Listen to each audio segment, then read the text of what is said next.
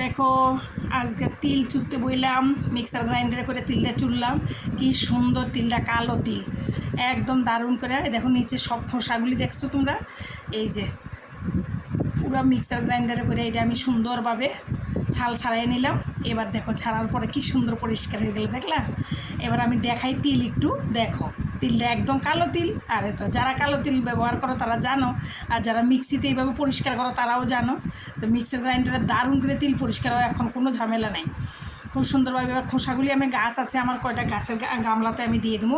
গামলা থাকলে গামলাতে, ফুলের গামলা বা কোনো একটা সবজি টবজি লাগানো থাকলে গাছের গোড়াতে এইসব ছাল টাল দিলে ভালো দিলাম। আর আয়ে গেলাম, দেখো ঘামাইয়া টামাইয়া। এবার চাল ভিজাইছি 1 কোটা চাল, আর এখানে তিল আছে 1 কোটার থেকেও একটু বেশি তিল। এবার তিলটা ধুয়ে নিলাম, চালটা কিন্তু 1 ঘন্টা থেকে আমি ভিজিয়ে রাখলাম। তিল ধুয়ে নিলাম, তিলে দেখো কত নোংরা, বাটিটা দেখাইলাম। এবার চাল নিত করে আমি তিলটারে সুন্দর করে আমি জল ঝরার লেগে রেখে দিলাম, ধুয়ে সুন্দর করে।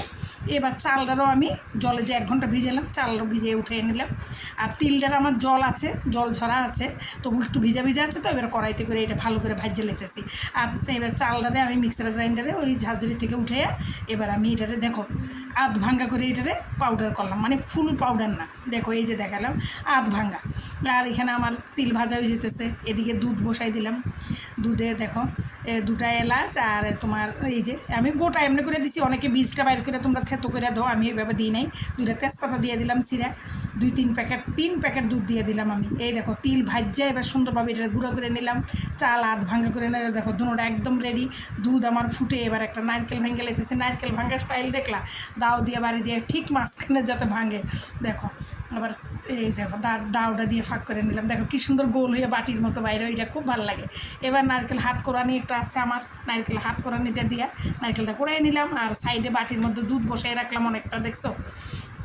এটা আবার এক্সট্রা পরে লাগলে এটা খুব ঘন হয়ে যায়, পরে একটু দুধ লাগে তার লেগে। আর এই দেখো হাঁড়িতে আমার দুধে ভালো করে ফুটার পরে প্রথমে চালটা অল্প অল্প করে দিলাম, একদম সুন্দর করে নাড়াইতেই থাকতে হইব।